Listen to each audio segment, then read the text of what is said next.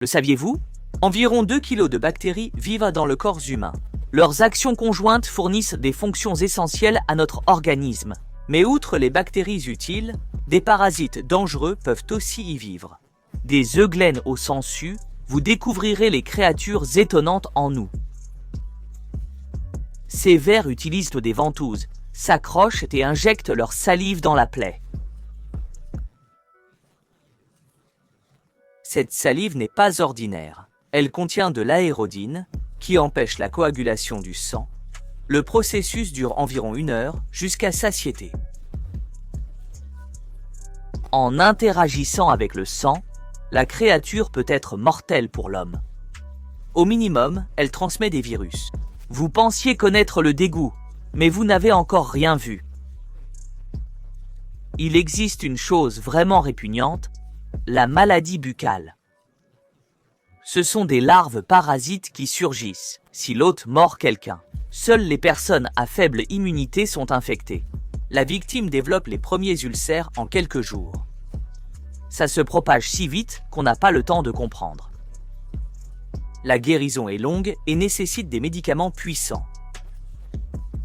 Bref, parfois mieux vaut garder la bouche fermée.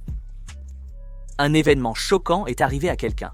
Gene Matthews est devenu aveugle soudainement, sans raison apparente. L'examen du médecin a révélé la vérité stupéfiante.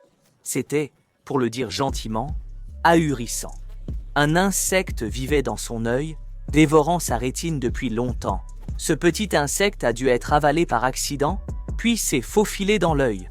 On ignore encore de quel type d'insecte il s'agit. Ce qui est sûr, c'est qu'il existe un parasite appelé Loa Loa. Les larves de ce parasite vivent dans les yeux humains de la même façon.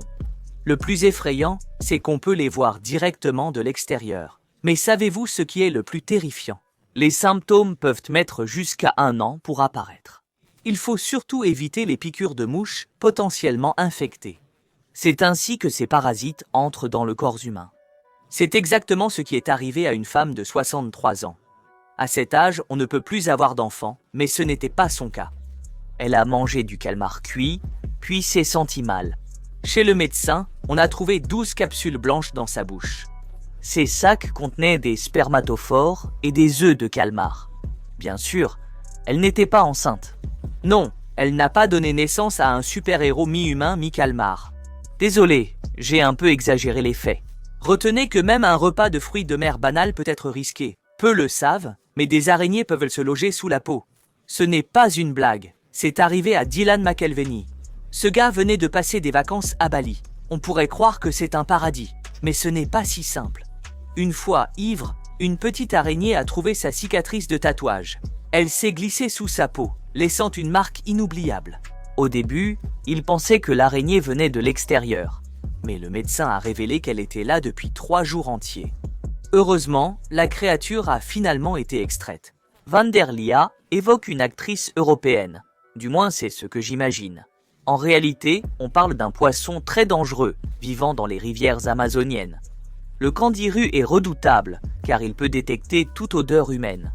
Son odorat est si fin que dès qu'on entre dans l'eau, il fonce et pénètre tout orifice possible. Souvent, c'est l'endroit intime bien connu qui est visé. Cet acte audacieux tue le poisson, mais les dégâts causés sont souvent irréparables. Le ver sanguin est à la fois un parasite et un ver. C'est un vrai stratège dont le cycle de vie comporte plusieurs phases. D'abord, les œufs de ces vers entrent dans l'eau douce. Puis, le ver mue, se transforme et parasite un hôte comme un escargot.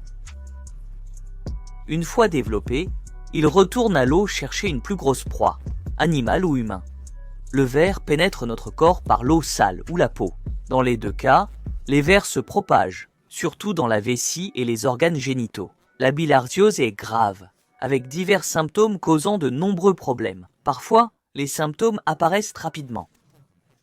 Parfois, les parasites restent longtemps dans le corps, causant de petits maux. Si ces créatures vous dégoûtent, je vais vous en dire plus sur la cruauté de la nature. Les animaux aussi subissent ces parasites effrayants. Restez à l'écoute pour le plus terrifiant d'entre eux. On dirait un film d'horreur, n'est-ce pas? C'est un parasite dangereux et rare que beaucoup ignorent. Mais rassurez-vous, il n'est pas dangereux pour l'homme. Vous allez comprendre pourquoi. Ce crustacé s'accroche à la langue du poisson et la fait rétrécir en suçant son sang. Pensez-vous que le parasite a réussi sa mission? Ce n'était que l'échauffement. La deuxième phase est sa partie préférée. La créature commence à jouer le rôle de la langue qu'elle a dévorée. Elle adapte ses muscles pour remplir la même fonction. Étonnamment, ce petit parasite cause peu de gêne à son hôte. Il se contente de remplacer la langue et de se nourrir du sang et du mucus. Le seul danger est qu'il grossisse trop et bloque l'œsophage du poisson. Mais c'est plutôt rare. Voici un autre fait intéressant sur cette créature. Ils naissent mâles, mais deviennent femelles une fois installés. Le corps et les pattes s'allongent, les yeux rétrécissent. Un mâle peut même pondre dans la bouche d'un poisson déjà parasité. Un autre insecte parasite d'abord les escargots, puis les oiseaux. Ce spécimen a trouvé son escargot et pousse à travers lui. Savez-vous pourquoi tout cela? Quand un bourgeon touche l'antenne d'un escargot, il se transforme en chenille. Et ça, tout le monde sait que les oiseaux adorent. Avalé par l'oiseau, l'insecte se tord pour imiter une chenille vivante. Bien sûr, l'oiseau le trouve vite et l'avale avec joie. Dans l'hôte, le parasite s'installe et commence à se développer. Pas de panique, il ne grandit pas comme l'escargot dans l'oiseau. C'est plus simple. Les œufs se mêlent aux fientes déposées au sol. Ainsi, un nouveau ver apparaît et le cycle recommence. Paradoxe, l'escargot survit et développe de nouvelles antennes. Les larves forment de nouveaux sporanges, attirant à nouveau les oiseaux. Si ce cycle naturel vous fascine, cliquez sur « J'aime ». Ce champignon contrôle les fourmis ordinaires de cette façon. Il dissout ses spores sur le corps de l'insecte pour pénétrer. La fourmi fiévreuse tremble, comme luttant contre un mal envahissant. Après un temps, la fièvre passe et le comportement change. Elle n'est plus agitée, mais devient une créature calme. La fourmi obéissante choisit sa position de mort et se fige. Désormais, elle ne bougera plus jamais. J'oubliais. Avant, le champignon lui fait percer une feuille. Ses racines poussent, un sporange sort de la tête de la fourmi. Alors, quel parasite trouvez-vous le plus horrible et effrayant? Dites-le moi dans les commentaires. Merci d'avoir regardé. À la prochaine.